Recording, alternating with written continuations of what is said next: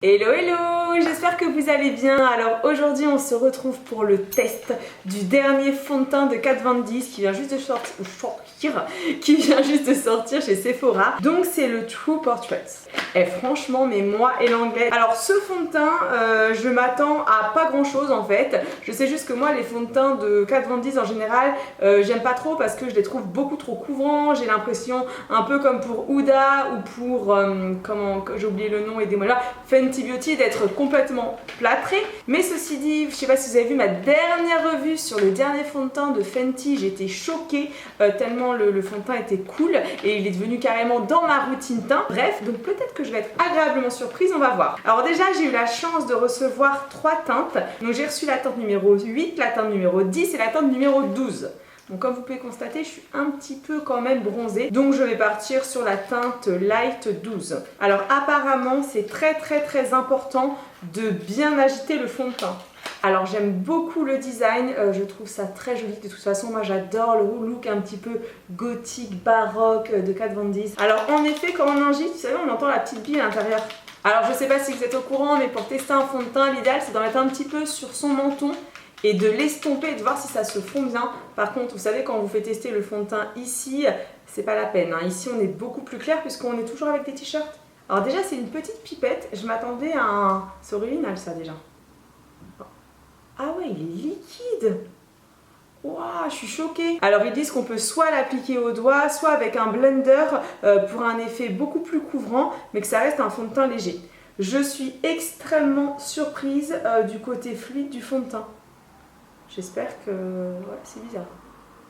Alors, on tapote bien. Alors moi, je tapote toujours mes fonds de teint. Déjà, vous voyez, au niveau de la couleur, c'est clair. Je vais devoir tout rehausser avec les, comment dire, ma palette de contouring, en sachant que ma palette de contouring, c'est Kat Von D. Elle est tellement bien, cette palette. Je sais pas si vous l'avez, mais c'est une tuerie. Là, je suis en train de l'appliquer. Et vous savez, l'effet que ça fait sur ma peau, c'est comme si je m'appliquais une huile. Une huile ou un sérum, c'est pas du tout crémeux, hein. C'est un côté vraiment huileux quand vous l'appliquez sur votre peau. Alors c'est vrai que par contre c'est pas du tout couvrant, ça rend rien du tout là sur ma peau. Je suis choquée, je suis assez surprise, hein. Bon, moi je vais y aller au Beauty Blender pour que ça blinde un peu plus. Alors sachez que moi j'adore les fonds de teint naturels, donc je suis assez surprise. Alors au niveau du fini, c'est un fini mat par contre, on le voit tout de suite.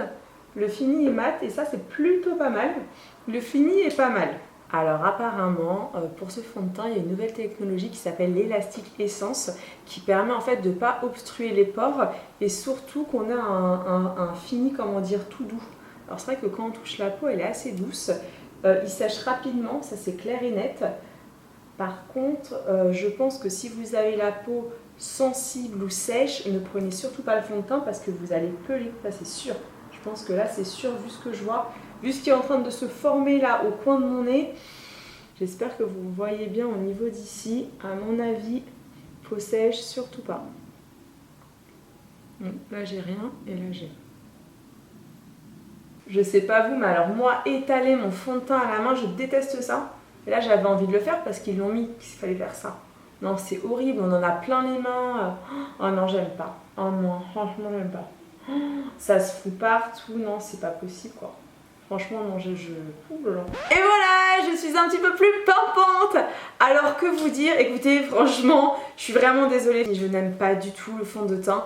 Donc j'ai hâte de lire en commentaire. Si jamais vous avez testé le fond de teint, n'hésitez pas à me dire si vous avez aimé ou pas. Je pense que les peaux grasses, vraiment très grasses, vous allez sûrement aimer le fond de teint parce que le rendu est assez mat.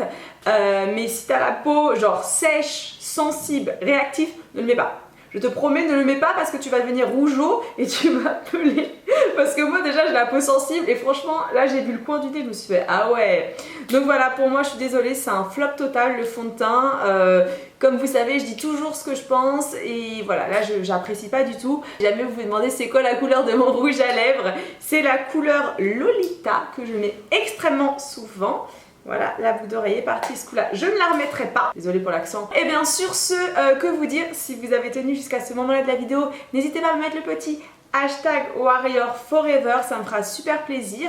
N'hésitez pas aussi à me dire quel est votre fond de teint du moment ou peut-être quel fond de teint vous avez envie que je teste. Comme vous l'avez compris, je reviens en force sur la beauté là depuis 3-4 semaines et j'essaye au maximum en fait de vous faire des vidéos dimanche, lundi, mardi, et quand je peux pas, il n'y a que dimanche, mais si je peux espacer à lundi, mardi, je le fais.